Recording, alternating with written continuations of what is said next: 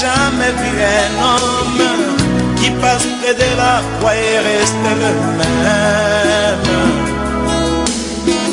Quelque chose doit se passer dans son cœur.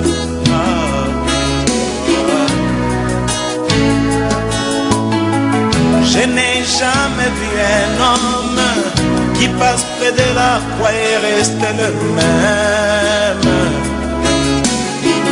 Quelque chose doit se passer dans son cœur.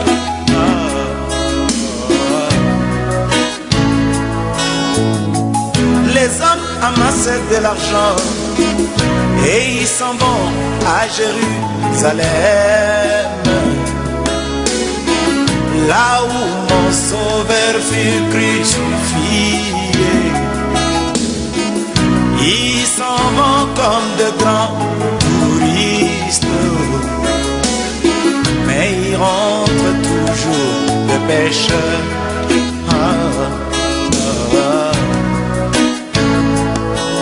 Moi, je n'ai jamais vu un homme qui passe près de la croix et reste le même. Quelque chose doit se passer dans son cœur.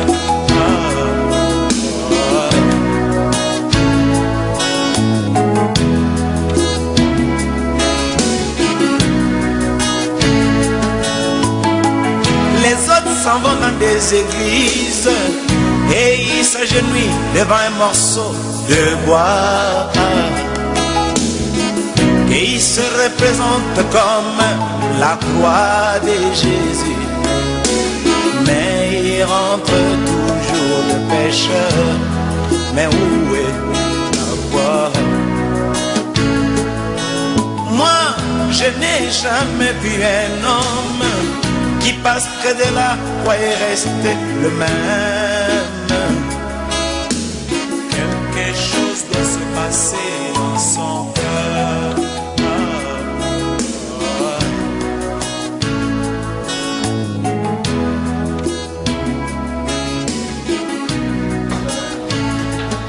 Je suis content d'être parmi ici à Genève. J'espère que les prochaines fois que nous allons venir, vous allez nous recevoir toujours. Bien sûr, il n'y a pas de raison. Regarde les deux. Non. Elle commence déjà à bien jouer. Il y a souri, mais tu vas où? Attention. Laisse-la.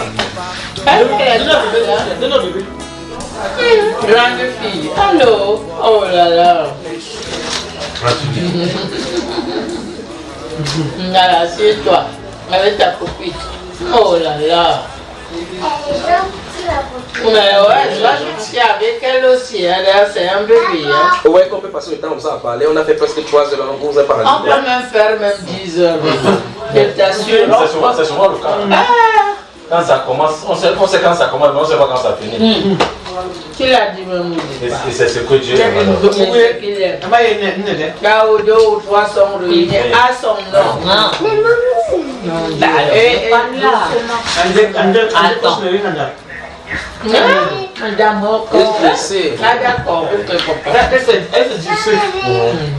donne pas. Elle n'a pas de dents. Ne donne pas. Elle n'a pas de dents.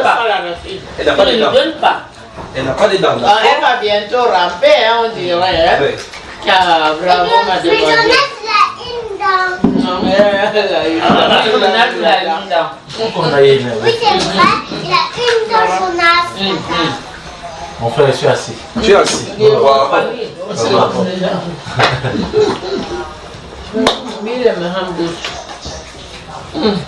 Mais tu as manqué des choses, hein? Il a manqué des choses. Ah bon? Oui. Énormément. Ah bon? Mais comme tu as tout enregistré, ça va. Oui.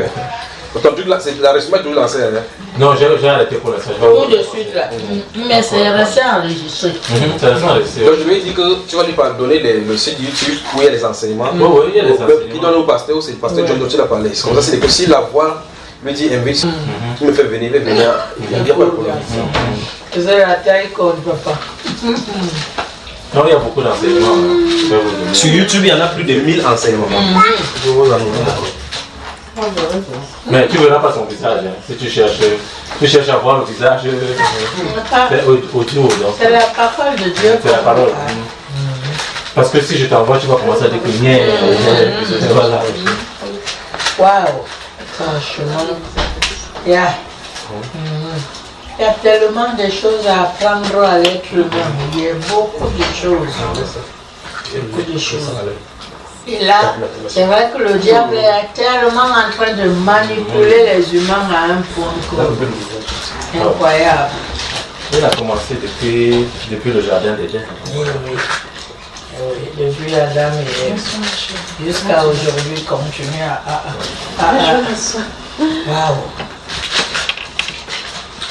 waouh. Qu'est-ce que tu veux? Le problème est que quand on te dit que on parle de quelqu'un, il va faire même c'est bon. Il va me carboler telle personne, il va nous les Monseigneur Terena. Quem dá viu ele ba? E o meu na igreja bem calbina. Digo c'est Monseigneur Terena. Et quand il y a un passant, on va recevoir ton bangour, va les Monseigneur. Ce sont des frères. Il y a des normal. Non, qui veut insister, mais là, on dit là, on va insister. On ne force pas quelqu'un de dire. On n'y a pas de problème. Bébé les John Glass. Comme ça. Et comment doit vivre un pasteur? Ah ouais, alors là, déjà que la parole de Dieu, pas tes inventions, que ton cœur te dit que fais comme ça, parle comme ça, tu dois, et c'est ce qu'il répète tous les jours notre pasteur, tu dois suivre mot par mot ce qui est noté dans la Bible. Tu ne dois pas enlever ni ajouter. Waouh! Bonsoir Genève. Bonsoir papa. Comment je fais les arachides?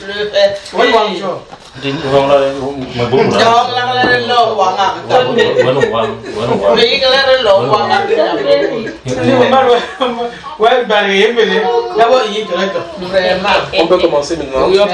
Très bien. Suivez, si vous avez des temps, si vous avez des programmes, suivez pour que lorsqu'on a des parler, il ne faut pas que vous soyez plongé là-dedans ou pour vous oublier ce que vous avez à faire. Si vous avez des choses importantes, mieux encore, très importantes. Les bus là dans la rue, il va rentrer avec. Donc si vous avez des choses très importantes que vous devez aller, vous me dites j'arrête, je ne sais plus de la chose. Ton frère pourquoi il m'appelle? Sinon, je déploie les ailes pour pouvoir voler plus haut maintenant. Si vous le voulez. On y va. Inclinons la tête, prions. Tendre Père, nous te sommes reconnaissants pour ta grâce que tu nous as accordée. Merci Père de gloire pour cette ville Genève. Merci Père pour tout ce que tu nous as fait comprendre depuis le début de cette soirée. Merci Père de gloire parce que je sais que ce n'est pas tombé entre les mains et entre les cœurs des sourds, mais que tu nous as réunis ici pour un but bien précis. Merci Père de gloire de restaurer nos vies, car très souvent nous pensons à la restauration matérielle, alors que la vie spirituelle est le plus important pour toi. Je prie donc Père de gloire que tu révolutionnes chacun de nous ici dans la vie spirituelle. Donne-nous d'avoir la soif de te connaître davantage, de te chercher afin que tu te laisses trouver comme tu as promis. Je prie donc au Dieu de gloire que cette parole ne laisse personne indifférent alors qu'elle entend cette voix-ci. Nous soumettons à toi Père de gloire pour la suite, au Dieu de gloire, que tout ton esprit seulement et tous soit fait pour ta gloire. Dirige toutes choses et dirige-nous dans ta parole. Au nom du Seigneur Jésus-Christ. Amen. Amen. Il faut admettre que des Africains principalement sont venus en Europe pour se faire de l'argent au nom de Dieu. Ils sont peu nombreux ceux qui servent Dieu de façon authentique. Beaucoup ont trouvé là le moyen tout simplement de gagner leur vie, voyant comment les gens vivent dans la précarité et autres en Afrique. Ils sont émigrés là, d'autres ne sont même pas pasteurs, d'autres ne connaissent même rien, enfin Dieu ne le connaît même pas, ils ont utilisé, mais Dieu va sévir. La Bible déclare que si un homme conteste avec un autre homme, un homme peut plaider avec pour lui. Mais si quelqu'un conteste avec Dieu, si Dieu conteste avec un homme, qui peut donc être son intercesseur? Les gens de prendre le nom de Dieu pour mentir, pour avoir de l'argent. Je suis à vous maintenant. Il peut parler dans des sujets. On continue. On continue. Je vais poser d'abord une question avant d'avancer. Il peut poser la question, c'est qui un chrétien? Méditez-vous avant de répondre, parce que ça aura des conséquences tout à l'heure dans la parole. C'est qui un chrétien? Comment devient-on chrétien? Est-ce qu'en réalité on devait devenir chrétien? Ou mieux encore, est-ce que le chrétien c'est la vraie appellation?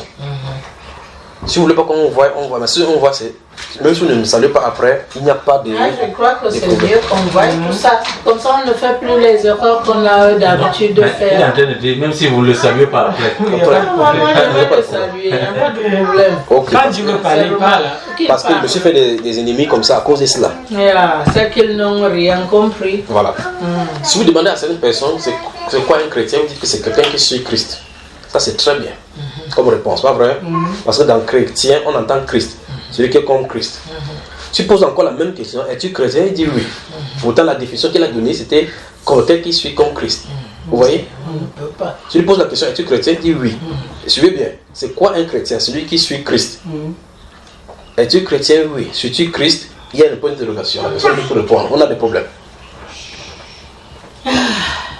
Il peut avancer. Moi, je pourrais dire, à ma façon de voir un chrétien, c'est quelqu'un qui croit en Jésus-Christ, en Dieu. Ok. Pour moi, Oui. c'est que je crois en Jésus-Christ. C'est pour ça que je peux me le dire. Mais est-ce que je suis vraiment chrétien? Est-ce que je vis comme Christ? C'est loin de cela. Bonne question. On va voir donc cet exemple. Commençons donc par l'exemple dont tu as parlé. Nous allons le livre de Jean au chapitre 8. Jean 8. Oui. Commençons par là. Jean, le chapitre 8. Donc, comme tu as dit, effectivement, pour toi, un chrétien, c'est celui qui croit en Christ. Nous allons voir maintenant un style de groupe de chrétiens aussi qui croient en Christ, d'après ce que tu as dit. Jean chapitre 8, commençons à partir de verset 30, c'est toi qui lis. Comme Jésus parlait ainsi, plusieurs crurent en lui. C'était bon, regarde-moi maintenant. D'après la définition que tu as donnée, ceux-ci sont... Ils ont cru en Jésus. S'ils ont cru en Jésus, d'après ce que tu as dit, ils sont les chrétiens. Les chrétiens, continuons là-dessus. Et il dit aux Juifs qui avaient cru en lui, si vous demeurez dans ma parole, vous êtes vraiment mes disciples. Oui. Si comment? Si vous demeurez dans ma parole. Donc quand ils ont cru dès le départ, ils étaient... Les chrétiens, disons des croyants. Donc là maintenant la définition du chrétien, c'est que c'est un croyant. Celui qui demeure dans la parole de Dieu, il est vraiment disciple de Dieu. Pourquoi il met le mot vraiment? Parce qu'il faut vraiment... Parce que c'est qu'on est vraiment nul. C'est qu'on est nul. Continuons l'histoire jusqu'au verset 48 et puis on va commenter à partir du début, d'accord? Continue la lecture. Vous connaîtrez la vérité et la vérité vous affranchira. Ils lui répondirent, nous sommes la postérité d'Abraham et nous ne fûmes jamais esclaves de personne. Comment dis-tu, vous deviendrez libres? En vérité, je vous le dis, leur répliqua Jésus, quiconque se livre au péché est esclave du péché. Or, l'esclave ne demeure pas toujours dans la maison. Le Fils y demeure toujours. Si donc le Fils vous affranchit, vous serez réellement libre. Je sais que vous êtes la postérité d'Abraham, mais vous cherchez à me faire mourir parce que... Il fait juste avec quoi? À le faire mourir. Qui ça? Les filles israéliens. Non, pas doucement. Ok. Le verset 30 a dit quoi tout à l'heure? Crurent en lui. Et crurent en lui. Comme Jésus parlait ainsi, plusieurs crurent en lui. Verset 31. Il dit aux Juifs qui avaient cru en lui. Donc là, il s'adresse à qui? Aux Juifs. Qui avait cru en lui. Et là, à la fin, là, tout à l'heure, il a dit qu'il cherche à le faire mourir. Puis on doit parler, on a des choses à parler ce soir, pas vrai? Comment les chrétiens veulent tuer Jésus? Il faut qu'on se pose la question là maintenant. Parce que là, elle a dit dès le départ qu'un chrétien, ça commence lorsqu'il a cru en Christ. Effectivement, c'est vrai. Parce que vous ne pouvez pas être chrétien sans avoir au préalable cru en Christ. La question c'est, comment quelqu'un qui a cru en Christ veut tuer le même Jésus? Nous allons voir tout à l'heure que, comme c'est dans la Bible, c'est exactement ce qu'on fait aujourd'hui. Vous voulez qu'on voit? Quand vous lisez les histoires dans la Bible, ce n'est pas écrit au hasard. Non. Parce que la Bible déclare dans le livre d'Ecclésiaste qu'il n'y a rien de nouveau sous le soleil.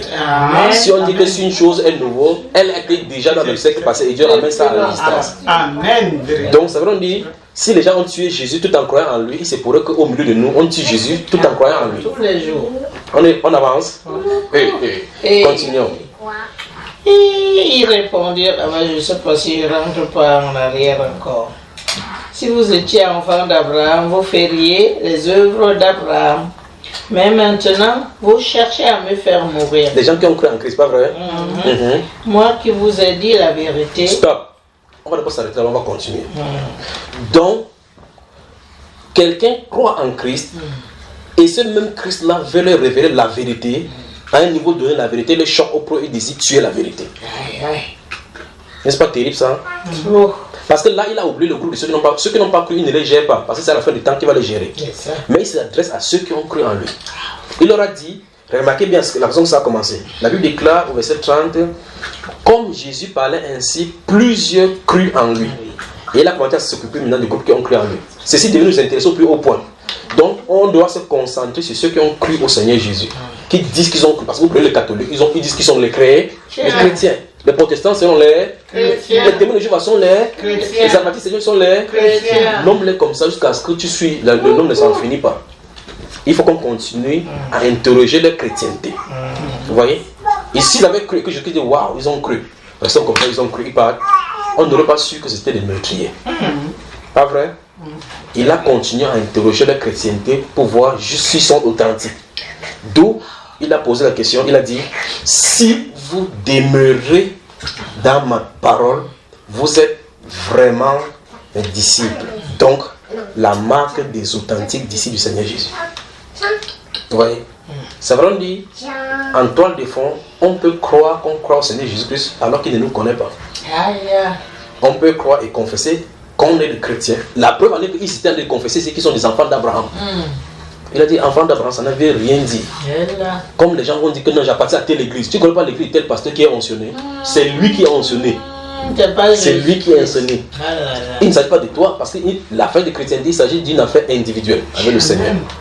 Vous comprenez, n'est-ce pas? Donc tu peux appartenir à un groupe. Parce qu'il a dit là, ceux-ci ont dit, nous sommes des enfants d'Abraham. Il dit, je sais que vous êtes des enfants d'Abraham. Si vous êtes vraiment sa descendance, vous devez faire ses œuvres. Parce que l'œuvre d'Abraham, c'est ceux qui croient en Dieu et tiennent ferme devant lui. Abraham, il a dit, marche devant moi et sois intègre. Abraham a continué dans cette voie. Donc ceux-ci se pavanaient d'être du milieu d'Abraham. Jésus a dit qu'il ne faut pas porter l'étiquette d'une dénomination pour être suffisant d'être appelé candidat au ciel. C'est ce que je l'ai dit. Alors il faut que chacun de nous interroge sa chrétienté. Je pose donc la question que j'ai posée de l'autre part. Sommes-nous chrétiens? Non. Il faut que ça soit répondu, honnêtement. Et si on ne l'est pas, comment faire pour l'être? Non, c'est ça. Il faut maintenant, c'est comment faire pour l'être. Vous voyez que... On croit l'être. On n'a même pas encore entendu. Ce n'est que parce que tu as répondu que je suis allé par là. Je ne suis pas encore entré là-bas en profondeur. Tant que l'eau nous touche les cuisses, ça sera bien glacé tout à l'heure. Alors, remarquez très attentivement qu'on peut croire qu'on est quelque chose alors qu'on ne l'est pas. Juste parce que Jésus interroge leur chrétienté, leur croyance. Jésus a testé leur cœur. Ils avaient cru jusqu'à quel niveau? Et là, lorsqu'il a avancé, ils sont devenus des meurtriers. Là, la question se pose, combien de cœurs avaient-ils pour croire? Ou mieux encore, qu'est-ce qu'ils avaient cru en Christ au point de vouloir le tuer plutôt en croyant? C'est pas si vous saisissez. Maintenant, vous voyez effectivement en comprenant ces choses que le fait de s'être pavané partout en disant que j'ai 400 membres, ça ne sert à rien. Parce qu'on dit c'est la foule qui avait cru. Il faut avoir même 2 membres qui sont vraiment... Encore que les membres, tu marches avec l'autre un jour, l'autre il ne veut pas le paradis. C'est un jour qui sort encore quelque chose, une carte dans tes yeux. Même celui-ci qu'il croyait. Jésus avait 12 seulement. Il savait qu'il avait 12, ça va se sortir. À la fin, un est parti. Pas vrai? Donc ça ne laisse personne. Ils sont restés 11. Alors souvenons-nous de ceci. Ce n'est pas le manque, il n'est pas passé. Les pasteurs modernes veulent construire, c'est en concurrence entre eux. Mon église a 11 000 membres. Ta part, tu as combien? Ce n'est pas la quantité que Jésus veut, c'est la qualité. C'est la qualité. Où est-ce qu'il en est, n'est-ce pas? C'est la qualité. Et donc, on doit interroger. Quelqu'un qui a déjà 10 000 personnes, même 100 personnes, doit se poser des questions. Qui les envoie vers lui? Parce qu'il y a des pasteurs qui vont au Nigeria pour prendre le Mami Wata pour attirer les foules à lui. Vous venez comme ça, les gens et là ils ne vont pas chanter le nom de Mami Wata, ils chantent le nom de Jésus. Jésus a donc dit dans Matthieu chapitre 7 que plusieurs diront en ces jours-là, Seigneur, Seigneur, n'avons-nous pas fait des miracles en ton nom? N'avons-nous pas chassé des démons en ton nom? Je ne vous ai jamais envoyé. Alors la question c'est, on doit se poser des vraies questions. Des vraies questions. Vous y êtes? Oui. Je pose encore la question, ça me dérange moi aussi. Comment quelqu'un qui a cru en Christ peut vouloir le tuer? Ou mieux encore, comment aujourd'hui, de façon moderne, tuons-nous Christ tout en croyant en lui? Tous les jours. Comment? Vous pensez comment vous pouvez tuer Christ? Vous pensez? En tuant, comme je disais tout à l'heure, maudissant et tuant ceux qui nous veulent du mal. Je t'ai envoyé le feu sur les Christ aussi.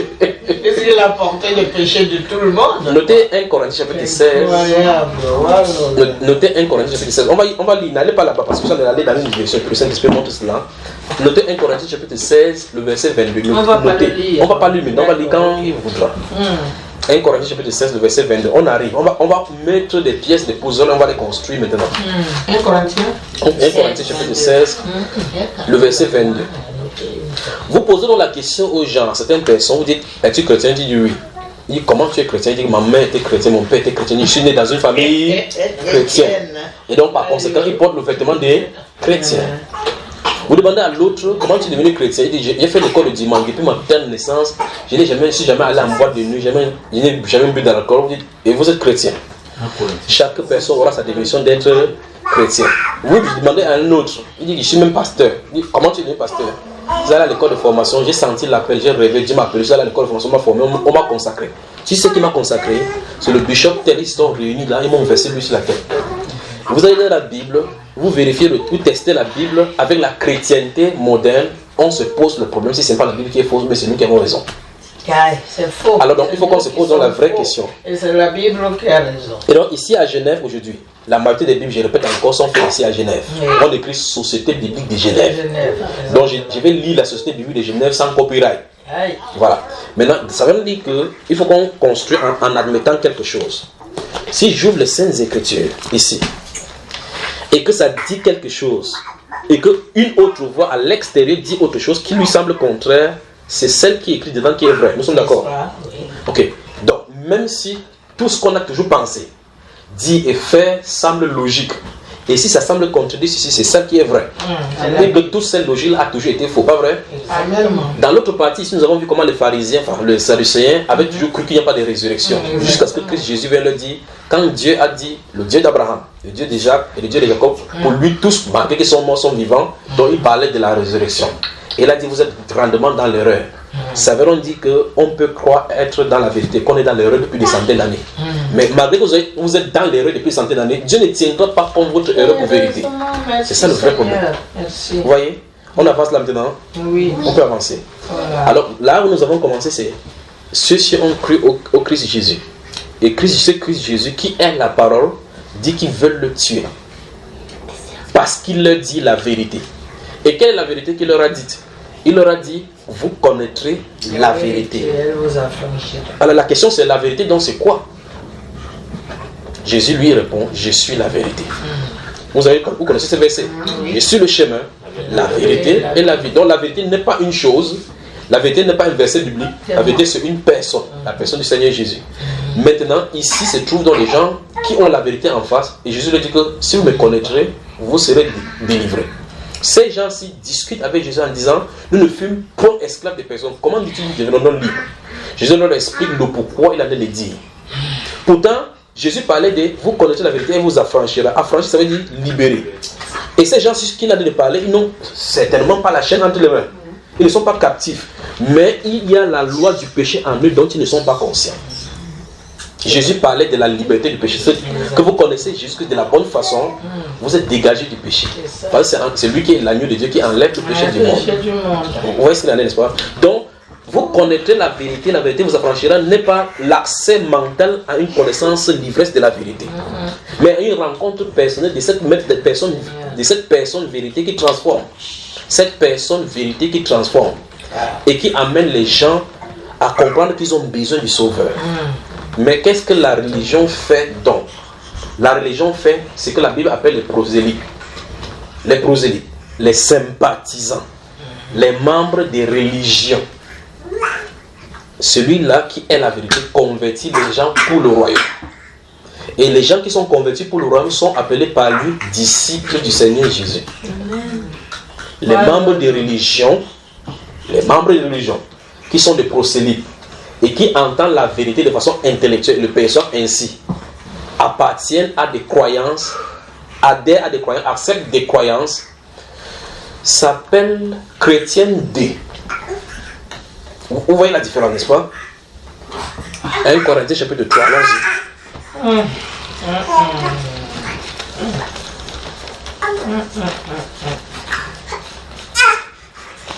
1 Corinthiens, le chapitre 3.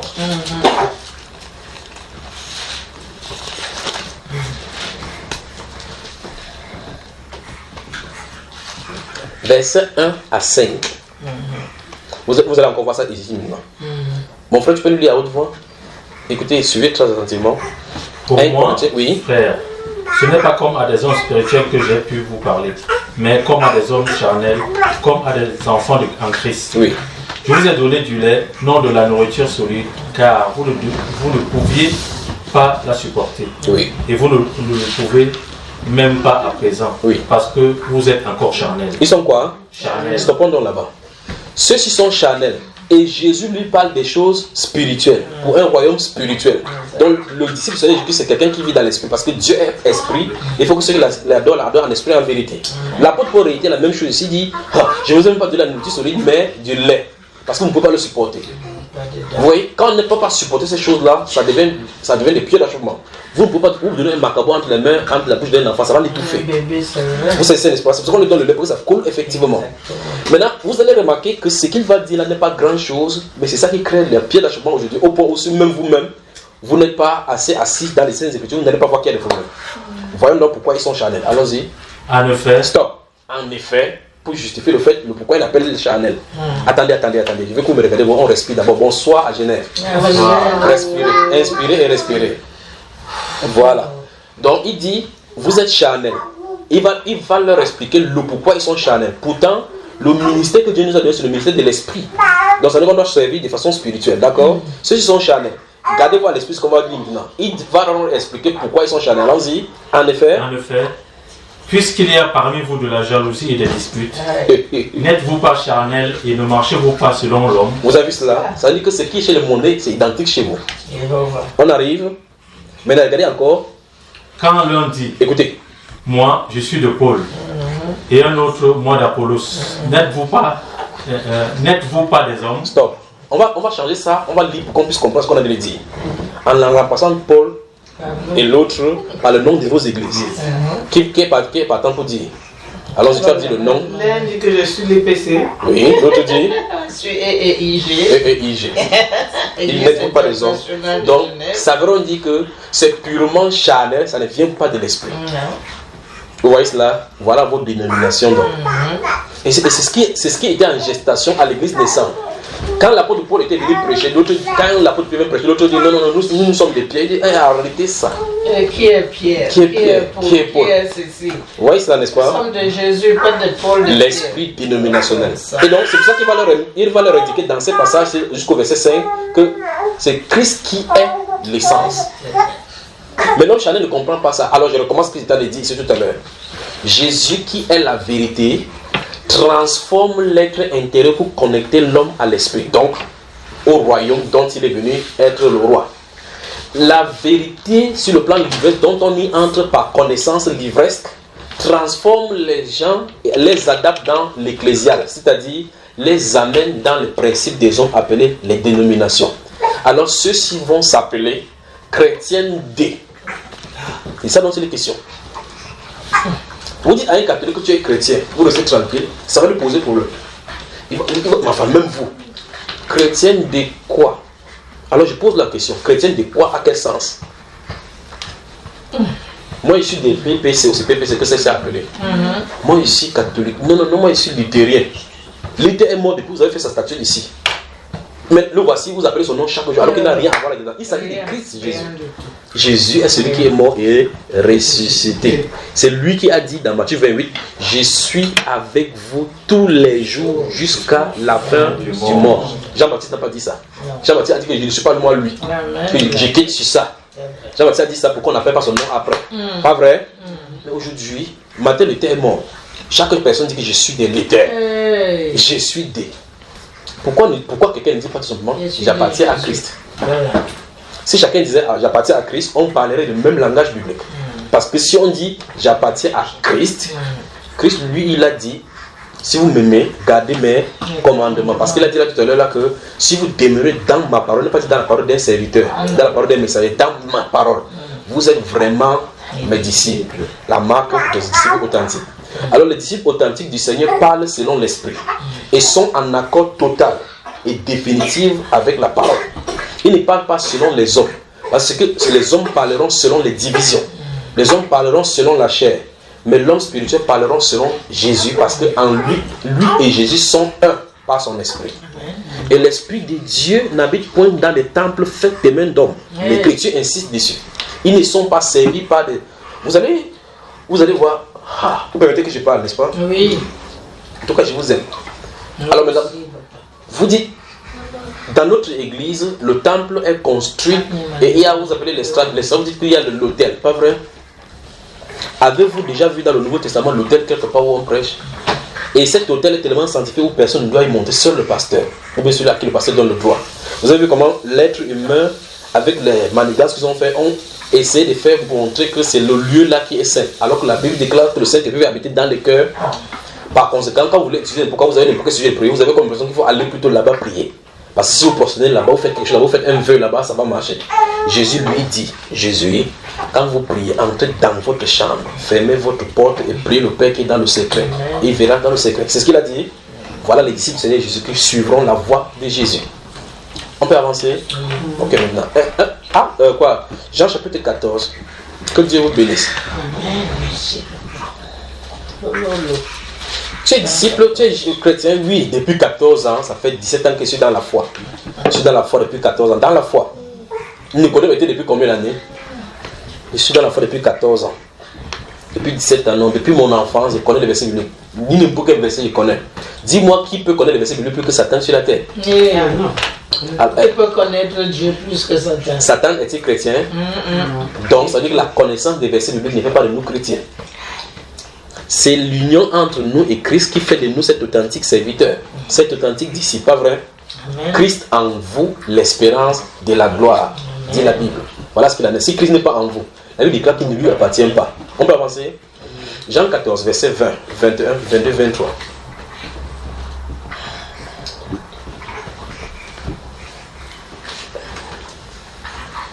Que Dieu vous bénisse, peuple de Genève. Amen. Oh, si on reçoit. Celui qui a mes commandements et qui les garde, c'est celui qui m'aime. Stoppons là-bas. Qui parle déjà dans ce passage? Jésus.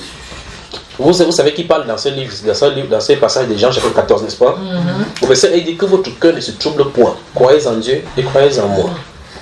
On n'a pas dit verset 20. Verset 20, oui. On t'a dit à partir du 21. 21. Bon, 20, verset 21, 22, 23. D'accord? On va lire. Alors, qui parle? Qui parle là-bas? Ouais, l'enfant a dit c'est elle qui parle. Qui parle? Qui parle dans ce passage-là? Jésus-Christ. C'est Jésus, pas vrai? Qu'est-ce qu'il dit déjà? Quelle est l'information qu'il donne? Oui. Celui qui a mes commandements et les garde. Oui. Donc, celui qui a la connaissance des commandements de Jésus et les conserve et les garde. Oui. On les met en pratique. Oui. C'est celui-là qui m'aime. Ok, stoppons là-bas. Vous demandez donc à tous ceux qui vont à l'église les dimanches et même le mercredi soir, selon les disponibilités, est-ce que tu aimes Jésus? Il va dire oui. Vous posez la question à quelqu'un. Vous êtes chrétien depuis combien d'années? D'autres depuis 20 ans, d'autres depuis 4 ans. Vous leur posez encore la question. Depuis que vous êtes chrétien, avez-vous déjà lu toute la Bible? Il dit non. C'est pathétique. Mais Jésus dit, celui qui a mes commandements et qui les garde, c'est celui qui m'aime. C'est quoi avoir les commandements? Est-ce avoir la Bible? Parce qu'il y a deux volets. Celui qui a mes commandements et qui les garde. Donc j'ai ma Bible, je la garde. Ça veut dire d'après Jésus que je l'aime. C'est ça qu'il a dit. Non. Donc voici ma Bible. Qui a la Bible? J'ai la Bible. Il dit et qui les garde? Je garde ma Bible. C'est ce qu'il a dit. Ce n'est pas ça. Et c'est ce que beaucoup de pasteurs font, des conneries, ils jouent avec ce mot-là. Voilà. Oh, donc, ouais, effectivement, il a dit ici que vous avez votre Bible. Vous entrez en contact avec la Bible. Il faut que vous preniez connaissance de ces commandements.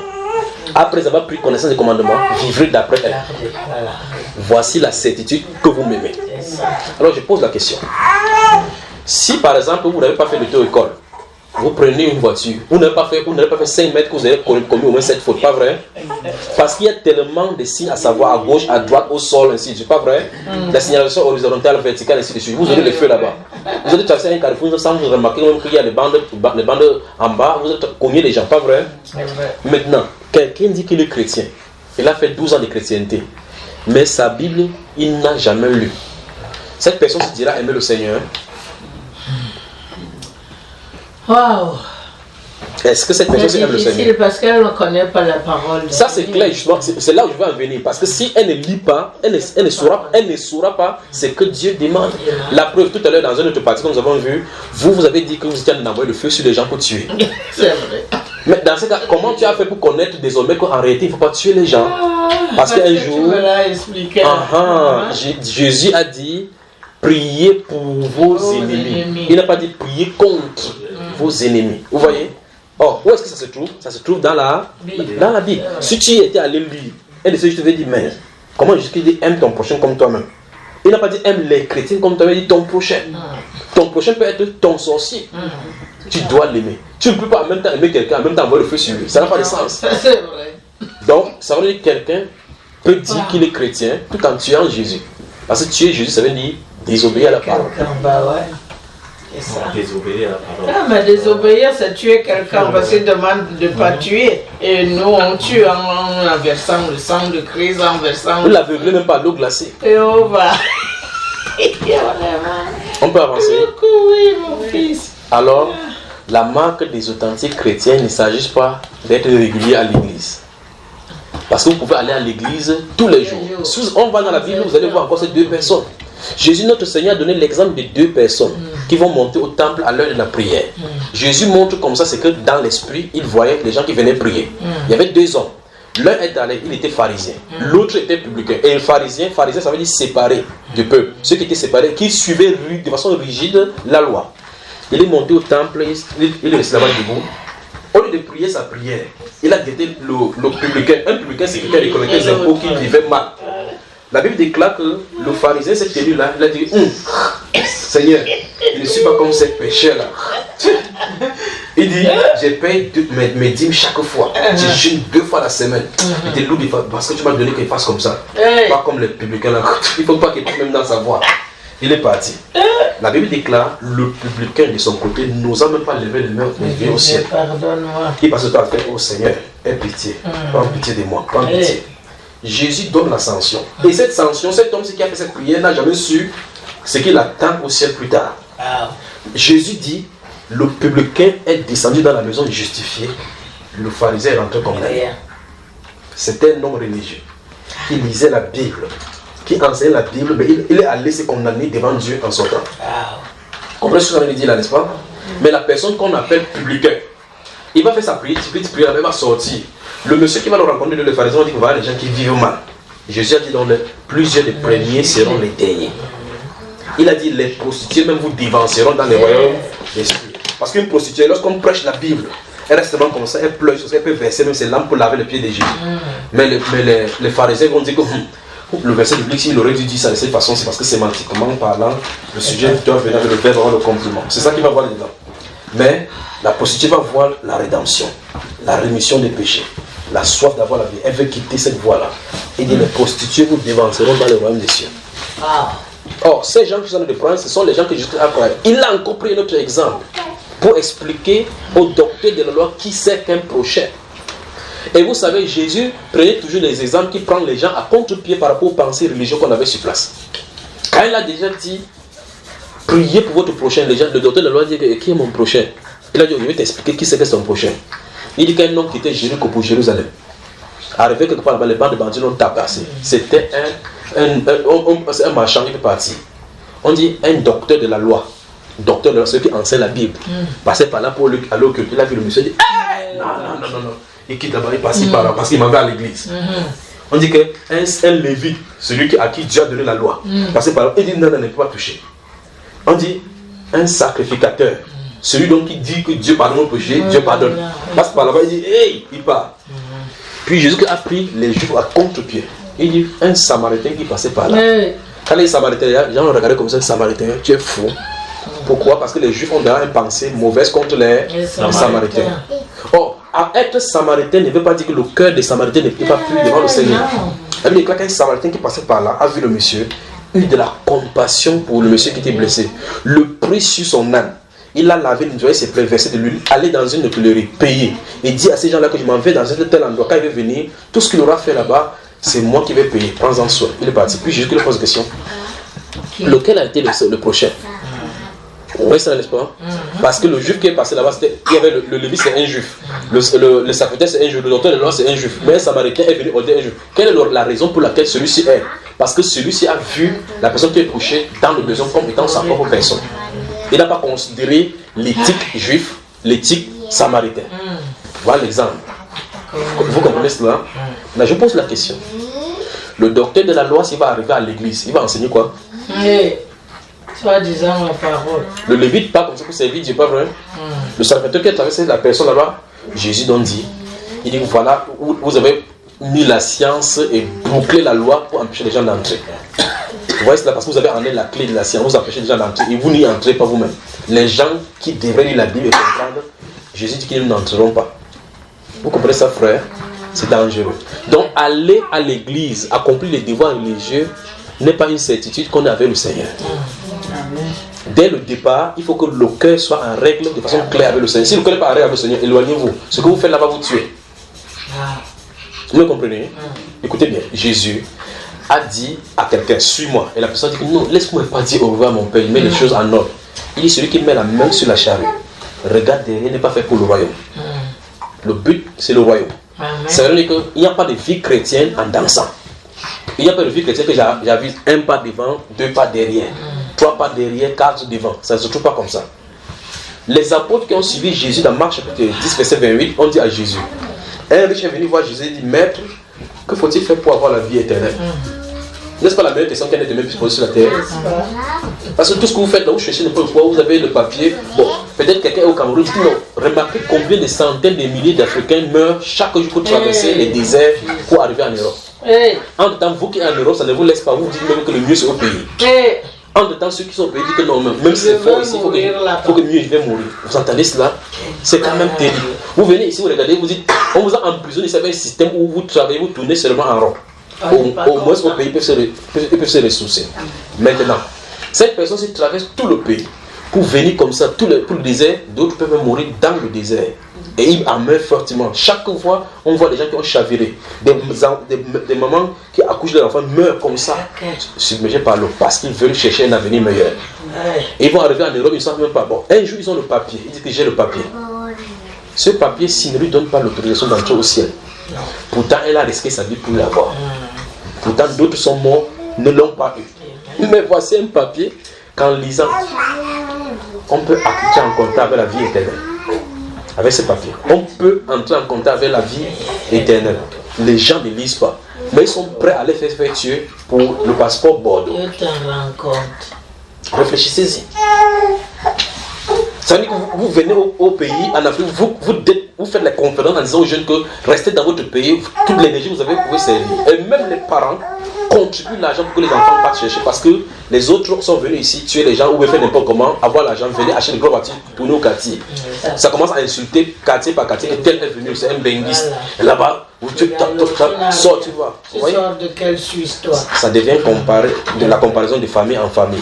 On envoie l'argent dans la gueule du dragon. Mais si un enfant vient donc de la Suisse, il vient dire maman, je suis allé en Suisse pour chercher de l'argent, je vais trouver Dieu. On va dire c'est la dernière fois que je viens dire des bêtises ici. Sors de ma maison. Que parmi tout le temps, les gens qui sont partis chercher les voitures, toi c'est la Bible que je lis. Pas vrai? Pourtant, la Bible déclare dans 1 Timothée qu'en lui, en l'évangile, est révélée l'immortalité. Vous me suivez? Vous rentrez, on lui donne une grosse voiture à votre maman, on dit maman, j'ai une précieuse chose pour toi. Elle dit quoi? Elle dit que la Bible.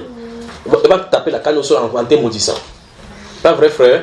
Vous êtes déshabillé. Déshabillé comme ça. La mienne devait accepter parce que c'est ce qu'elle m'a donné quand je montais dans l'avion. C'est la Bible qu'elle m'a donnée. Alors, voici donc la Bible qui dit si quelqu'un l'aime, qu'il garde ses commandements. Donc, si Jésus dit celui qui a mes commandements, et qui les garde, c'est celui qui m'aime. On va construire ça doucement vraiment. Vous êtes d'accord? Bon. Qui est celui qui a les commandements du Seigneur? Nous avons compris qu'il faut qu'on l'a déjà ça en notre possession. Parce que ça veut dire qu'il faut qu'on entre en contact. Et je suis en train de dire ici que si vous déposez la Bible, vous dites que ça fait 6 ans qu'on n'a pas lu la Bible, vous avez des problèmes. Ça se trouve que vous n'avez pas entré en contact avec le commandement de Dieu. Par conséquent, vous ne pouvez pas dire la chose de la fin que Jésus a dit que c'est celui qui m'aime. Vous comprenez cela? Si vous ne pouvez pas dire que vous aimez Jésus-Christ sans que vous soyez en contact avec ce commandement. Parce que le but du commandement, c'est qu'on les mette en pratique. Et par contre, si tu ne connais pas, tu es à 100% sûr, sinon 200% ou mieux 800% sûr que tu as des fautes. Vous ne pouvez pas prendre la voiture, vous dites que vous avez déroulé, je n'ai jamais été à l'auto-école, vous dites que vous n'avez pas fait le fautes de l'auto-école. Nous sommes d'accord? Voilà. Vous allez faire le fautes à tout bout du champ. Parce que la conduite ne suffit pas de démarrer les voitures et rouler. Il y a des règles dehors qui sont écrites. Et c'est écrit, c'est codifié. Ces codes-là, si tu n'entres pas en contact avec ça, tu vas fauter. Nous sommes d'accord, mes sœurs? Voici la code que Dieu a donnée. Il a dit, voici, pour savoir que vous m'aimez, allez dans la parole. Parce que dans cette parole, c'est réglé le code de la vie. L'éthique que Dieu veut que nous vivions sur la terre. Pour être sûr que nous sommes en règle avec lui. C'est comme ça. Maintenant, ça veut dire que si quelqu'un n'entre pas en contact avec la Bible déjà, ça veut dire qu'il n'aime pas le Seigneur Jésus. Oui ou non? Oui. Nous allons lire le verset que vous avez écrit tout à l'heure, on va y revenir. Allons lire ce que ça dit. Lisons le verset. Il a donné un passage tout à l'heure, on va y revenir. 1 Corinthiens 16, 22. Voilà, lisons ce que ça dit. C'est elle qui va lire. Comment tu t'appelles ma chère? Sandrine. Lis le verset 22 de 1 Corinthiens 16 pour moi-même.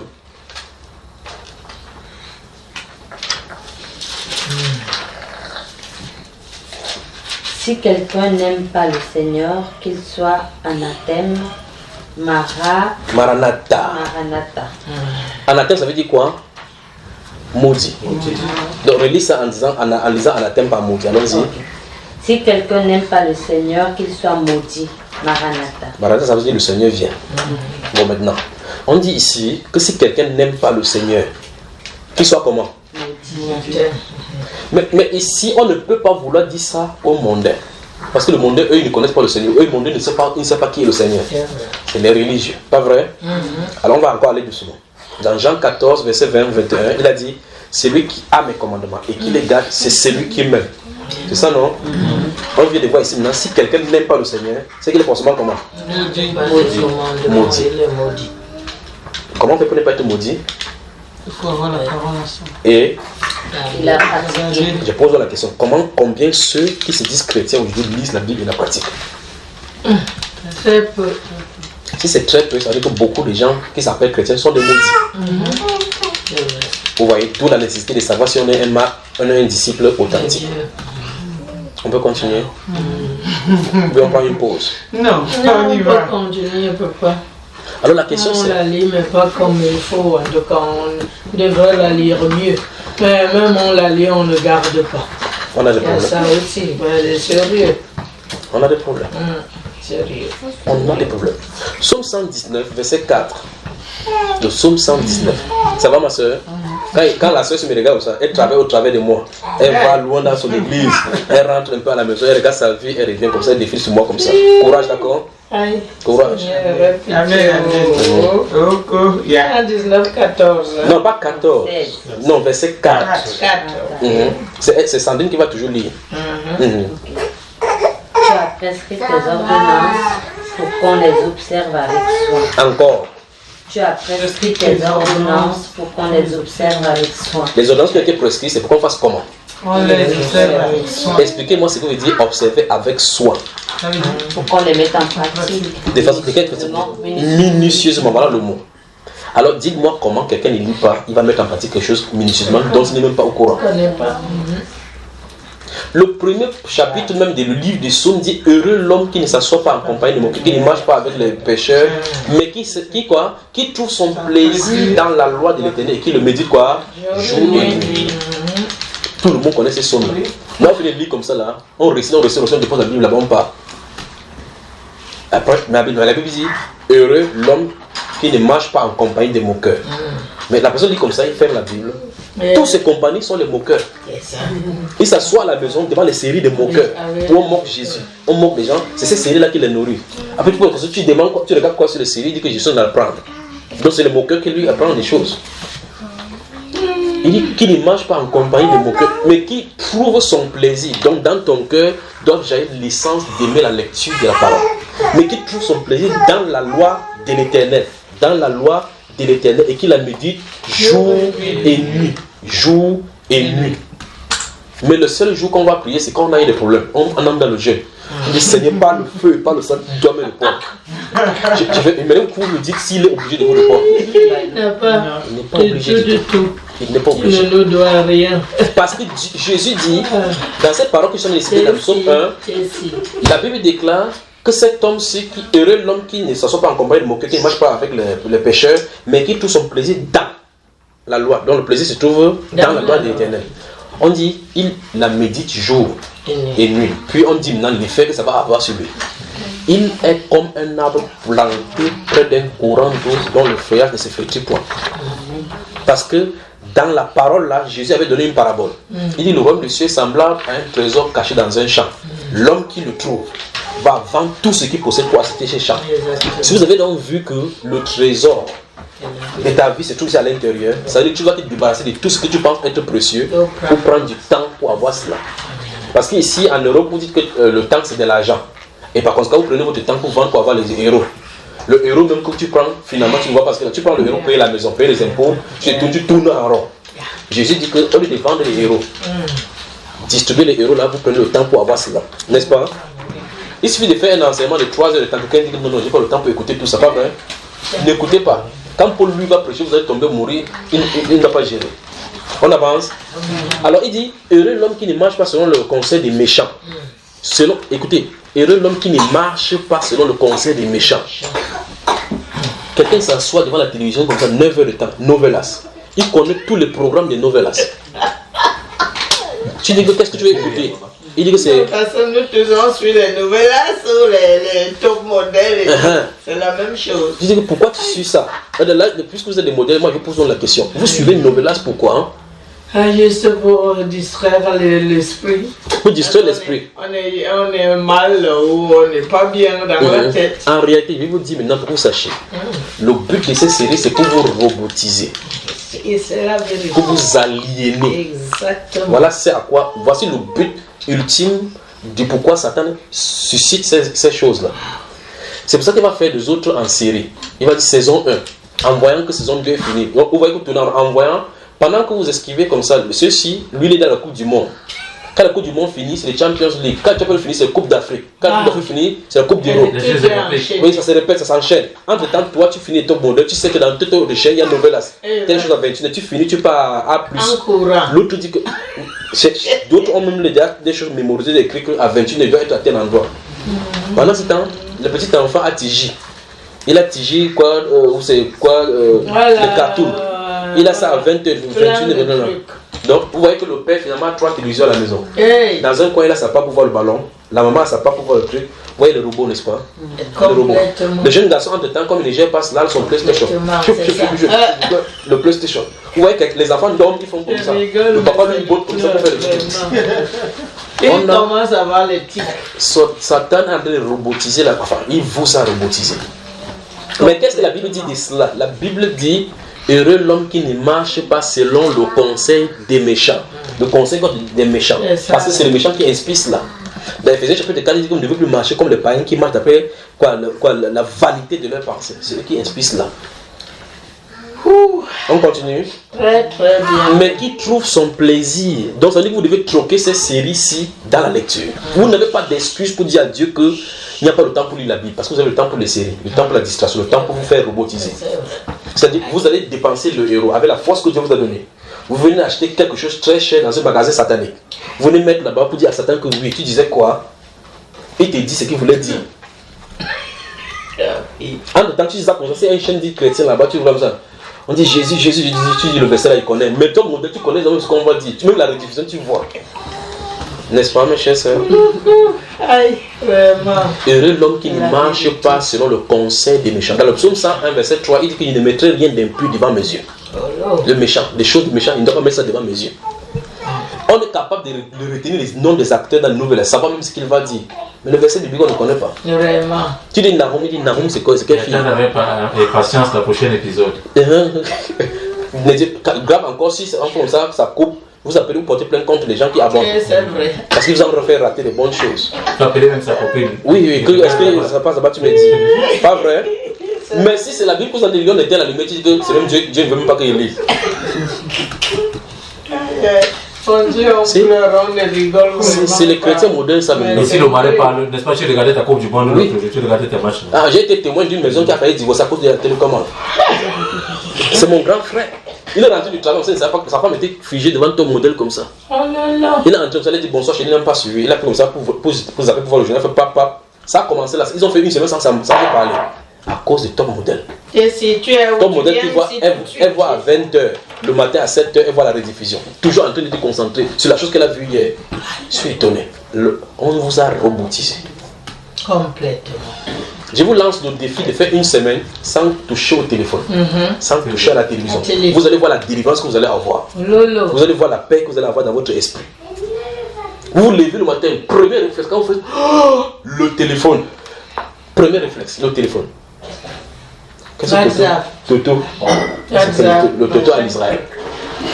On sourit un peu. Quand on sort, c'est dans le bus qu'on se souvient qu'on n'a pas prié, dit Seigneur, garde-moi, je verse ton sang devant. Je verse ton sang derrière. Parce qu'on se souvient qu'on n'a pas prié. Oui, c'est moi. Je m'entoure avec ton sang. Vous voyez ces choses, ça ne doit pas être. Ça ne doit pas être. Qu'est-ce qu'on va faire? Il faut qu'on soit des chrétiens authentiques, des authentiques disciples Seigneur. Qu'est-ce que Jésus a dit? Il dit que si vous demeurez dans ma parole, vous êtes réellement mes disciples, vous êtes vraiment mes disciples. Donc les vrais disciples du Seigneur Jésus sont ceux qui gardent sa parole. Les vrais disciples du Seigneur Jésus-Christ sont ceux qui l'aiment, c'est-à-dire ceux qui gardent sa parole. Les vrais disciples du Seigneur Jésus-Christ, ce sont ceux qui entrent en contact avec sa parole pour les garder, pour parfaire leur vie devant lui. Les vrais disciples du Seigneur Jésus-Christ sont en marge de ceux qui ne sont pas vrais, c'est-à-dire ceux qui croient seulement la croyance. On avance. On peut avancer. Alors il dit, heureux ceux qui ne marchent pas selon le conseil des méchants, qui ne s'assoient pas en compagnie des moqueurs, mais qui trouvent son plaisir dans la loi de l'Éternel et qui le médite jour et nuit. Il est comme un arbre planté près d'un courant d'eau, dont le feuillage ne se flétrit jamais. Puis Jésus dit, tout ce qu'il fait lui réussit. Donc la réussite et notre bonheur dépendent de notre témérité dans la parole. Maintenant, qu'est-ce que la religion enseigne aujourd'hui? Soyez fidèles avec vos dîmes. Soyez fidèles à l'église. Dieu va vous bénir. Dieu voit le sacrifice que tu fais. Le sacrifice que tu fais.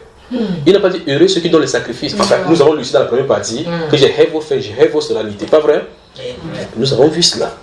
Jésus a dit heureux ceux-là pour qui je serai par une occasion de chute.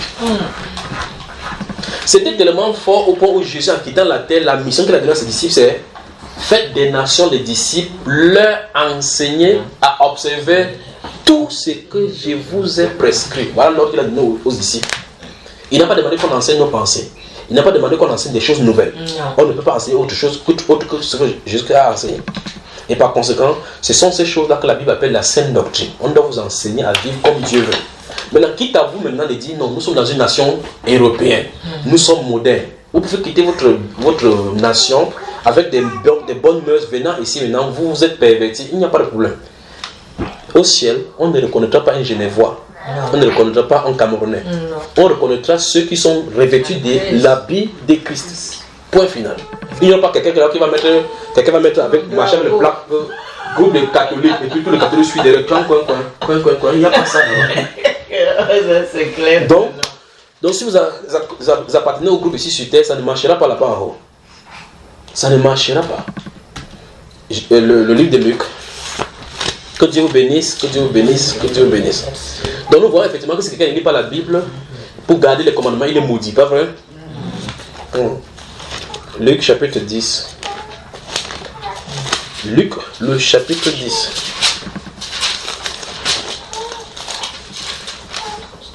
Luc 10, hein? Oui, alors rapidement dans le chapitre 11, directement. 11 ou 11. Luc chapitre 11, qui va nous lire le verset 27 et 28. 27 25 et 28. 27 et 28. Luc chapitre 11. Allons-y, Sandrine. Tandis que Jésus parlait ainsi, une femme élevant la voix du milieu de la foule lui dit: Heureux le sein qui t'a porté, heureuses les mamelles qui t'ont allaité. Il répondit: Heureux plutôt ceux qui écoutent la parole de Dieu et qui la gardent. Amen. Amen. Qui a répondu ainsi?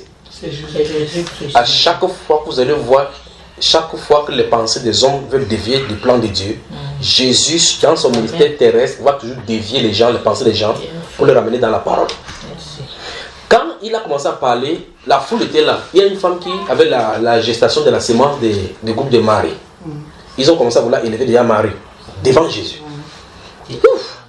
Ça veut dire que la femme qui t'a enfanté là, elle est heureuse. Il faut qu'on lui crée une église, il faut qu'on lui rende culte. Mais ils l'ont fait. Jésus a dit jamais. C'est plutôt ceux qui vont à l'église qui sont heureux, n'est-ce pas mes soeurs? N'est-ce pas? Non, ceux qui écoutent la parole, qui la gardent. Ceux qui vont à l'église. Vous ne verrez pas de telles choses dans la Bible que non, c'est ceux qui vont à la prière, c'est pas ça. Parce que l'apôtre Pierre dans Actes chapitre 10 est entré chez Corneille. Lui, il était à Joppé. L'ange est sorti du ciel, allait chez Corneille à 15h. Lui dit: envoie à Joppé, appelez Pierre. Il est logé chez un courrier près de la mer, appelé Simon. Il a envoyé. Pierre est venu. Après, il a dit: dis-moi. Pierre dit: je reconnais maintenant qu'en toute nation, celui qui le craint et fait ce commandement, Dieu avec celui-là. Amen. Quand Pierre était loin là-bas, à 100 km de Césarée, il ne savait pas qu'il y avait quelqu'un là-bas. Mais la Bible déclare quoi de Corneille? Que Corneille c'était un centenier, donc un capitaine de l'armée. Il craignait Dieu, lui et toute sa maison, faisait ce qu'il est juste, faisait des aumônes, donc il vivait sa vie tranquillement. Mais Dieu connaissait ce qu'il était là-bas. Quand l'ange est venu, il a dit que Corneille, ta prière et tes aumônes sont montées jusqu'à Dieu, il s'est souvenu de toi. Envoie maintenant, on va te dire comment tu dois être sauvé. Donc malgré qu'il faisait ça, il n'était pas sauvé. Il fallait qu'on lui dise une parole pour qu'il soit sauvé. Oh, mais le problème c'est que il craignait déjà Dieu, il faisait ce qu'il était, il n'était pas dans l'exhibition de la religion. Et on fait comme ça à Césarée. Alors qu'en plein Jérusalem, les gens sont là, ils crient à tue-tête là-bas, ils supportent, ils discutent de Moïse. Un homme ne descend pas aussi pour lui dire quoi que ce soit. Parce que c'est le système humain. En clair, il faut qu'on vérifie vraiment si on est chrétien. Vraiment. Il faut qu'on vérifie vraiment. J'aimerais donc que nous, chacun de nous prenne la responsabilité pour aller vraiment dans la Bible. Pas avec ce qu'on nous a enseigné, mais que chacun prenne sa Bible, parce que c'est votre Bible. Vous ne pouvez pas aller signer un contrat sans lire ce qui est là-bas, le tenant des aboutissants. Comment pouvez-vous, parce que chacun ne veut pas signer un contrat, pour la suite vous vous trouvez dans les dettes. Vous prenez le temps de bien lire pour comprendre les problèmes. Quand vous ne comprenez pas, vous dites laissez-moi le temps de lire. Vous appelez un avocat, un spécialiste, pour qu'il vous explique ce qu'il en est. Alors ça, c'est par rapport à votre vie terrestre. Pourquoi ne pas faire cette même chose de façon rigoureuse pour votre vie de l'âme? Pour votre âme qui est si chère que tout n'importe quoi. Jésus a dit: qu'est-ce qu'un homme donnera en échange de son âme? Amen. Amen. Il faudra qu'on vérifie ceci. Jésus a dit que si vous demeurez dans ma parole, vous êtes réellement ici. Jean chapitre 15. Bonsoir à Genève. Bonsoir. C'est seulement deux personnes qui ont dit bonsoir maintenant. Vous commencez à vous fâcher. Non, au contraire, on est bien nourris. Vous savez, quand je vais quelque part, je vois les gens prêcher, même à la télévision, ils vont prêcher, je vois 100 personnes, 50 personnes, ça commence à m'inquiéter. Ça commence à m'inquiéter. Ça veut dire que c'est trop. Ma question chaque fois, quand la personne qui prêche peut-être à la télévision, il se glorifie d'avoir beaucoup de fidèles, d'avoir les gens, parce que les gens ont toujours en tendance de vouloir avoir des membres. Ils ont cette idée-là, que tu as combien de membres, il faut que tu aies une grande église. Alors, quand je regarde ces personnes, je demande: oh Seigneur, combien sont ici pour toi? Hey. C'est pour ça que quand l'enlèvement va avoir lieu, les gens seront surpris. C'est ce que le pasteur disait dimanche. Quand les gens seront surpris, il y aura toute une famille assise. Tu vois seulement une personne pas. Les autres restent. Et quand il parle comme ça, même si vous criez un peu à toute l'âme, Dieu ne vient pas. Il n'y a pas de ralenti, il n'y a pas de rattrapage. Il n'y a pas de famille là comme ça parce que c'est ma femme, mes enfants. Ouais, il n'y a pas de session de rattrapage, c'est celui qui sera prêt. Wow. Vous comprenez? Vous allez voir des églises, même de 50 000 une personne de part. Vous allez continuer à rester pour vous là-bas. Satan vous a eu. Alors, c'est de la responsabilité de chaque personne de savoir si lui, oui ou non, il est en règle avec le Seigneur. Jean chapitre 15, le verset 7. Jean chapitre 15, le verset 7 seulement. Qu'est-ce que ça dit ça? Si vous demeurez en... Oui. À haute voix. Vous ne me connaissez pas demeurer. Alors, si vous demeurez à moi, et C'est que ça. mes paroles demeurent en vous, 14, 7. Non, 15, 7. Oui. si vous demeurez à moi et que mes paroles demeurent en vous, demandez ce que vous voudrez et cela vous sera accordé. Bon, maintenant, il faut plus 3 conditions sont données ici, ou bien 2 avant que la troisième ne soit accomplie. Mais très souvent, nous ne voulons même pas savoir les 2 premiers principes. On va seulement, je vais mon miracle aujourd'hui. Au pas où le pasteur dit que si ton miracle ne vient pas, arrête même pour ton voisin. Mais qu'est-ce que Jésus lui dit ici? Si vous demeurez à moi et que mes paroles demeurent en vous. Voilà. Là, c'est ces conditions sont réalisées. Demandez ce que vous. Mais les gens veulent demander des choses de Jésus sans demeurer en lui. Ils ne veulent pas entendre sa parole. Qu'est-ce qu'on peut faire avec tout ceci observant comme ça? Est-ce qu'on peut changer le cap maintenant? Est-ce que vous pouvez prendre la responsabilité en montrant que ici à Genève, je ne suis pas seulement venu par inadvertance, ou bien je ne suis pas seulement venu pour chercher de l'argent, pour chercher le style de vie. Le bien-être que vous avez peut vous faire perdre la tête. Complètement. L'aisance que vous avez là peut vous faire perdre la tête. Complètement. Demandez au Seigneur, Seigneur, sonde-moi. Comme le psalmiste a dit là, sonde-moi. Regarde, observe si je suis sur la voie de l'éternité et conduis-moi sur la voie droite. Si ce n'est pas ça, ce que vous faites pour vous. Et donc beaucoup vont mourir comme ça, va venir le jour, le pasteur va venir témoigner. Témoigner que non, c'était fidèle à l'église. Ça, c'est sa correction à lui. C'est son standard, c'est son appréciation. Quand vous serez là-bas, où il faut entrer dans les flammes de feu, ton pasteur ne te défendra pas. Oh lolo. Le nombre de fois que tu as payé la dîme, tu n'as pas payé, ou tu as fait quoi, tu as parlé à l'église, ça ne compte pas là-bas. Ce qui compte, c'est ce que tu as fait du sang de Christ sur la terre. Donc, de sa parole. Aïe, aïe, aïe. Alors, il faut que chacun se pose la question. Alors, j'aimerais donc, à compter d'aujourd'hui, avant que vous ne prononciez le mot que vous êtes chrétien, mesurez bien le mot. À moins que ça ne soit une usurpation de titres, de noms. Tu suis qui? Je suis disciple du Seigneur Jésus. Disciple, oui.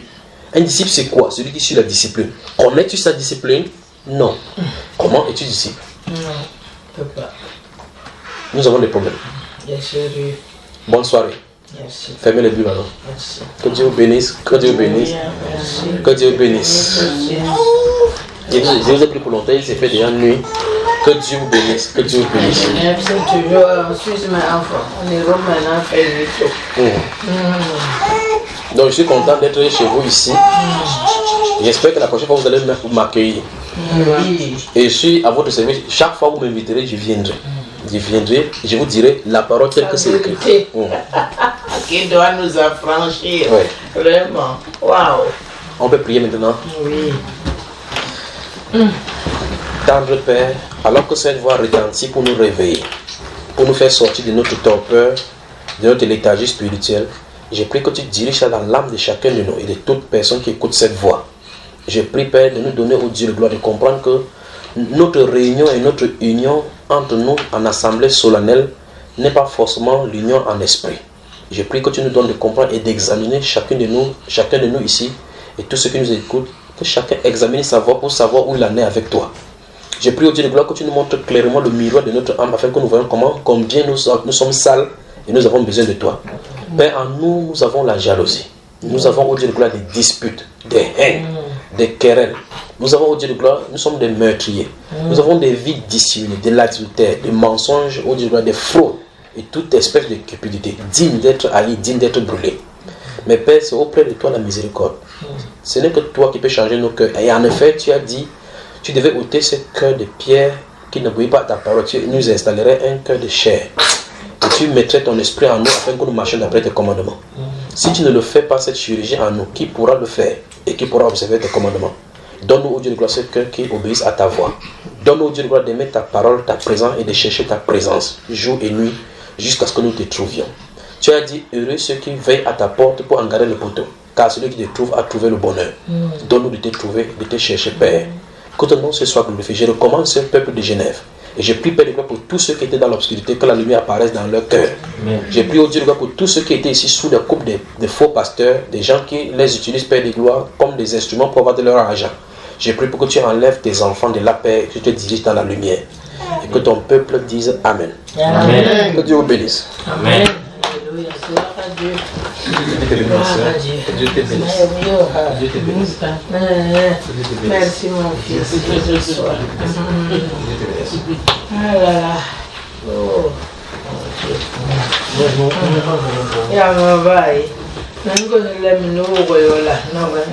C'est vrai que même à mon église ou mon pasteur, le diable me fait des fois, je ne dors pas la nuit.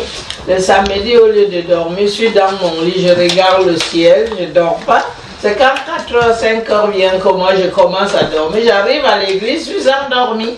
Donc, non, mais je te dis, mon fils, vraiment, j'ai pris le Seigneur de me pardonner toutes mes iniquités et mes péchés et de m'aider vraiment à avancer dans la parole et dans la grâce de Dieu.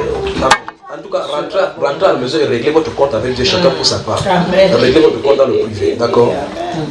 Merci, oh, merci. Tu es encore là pour combien de temps? Demain, on prend le vol pour la France. Quoi? C'est fini comme ça? Oui, c'est fini. On a au moins 5 ou 4 pays à parcourir en l'espace de 30 jours. Après, on va rentrer chez nous. Nous sommes Camerounais. Et pas digne de l'être en plus. Digne de l'être. Comment même les votations, vous avez la nouvelle? Le résultat, c'est Donc elle est là depuis longtemps alors.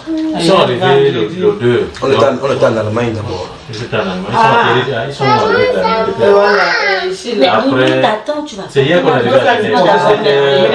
Je vais te mettre à genoux. Oui. C'est fini, je vais te mettre à genoux. Je dis ça. Après, on a Je dis la ça aujourd'hui. Châtel.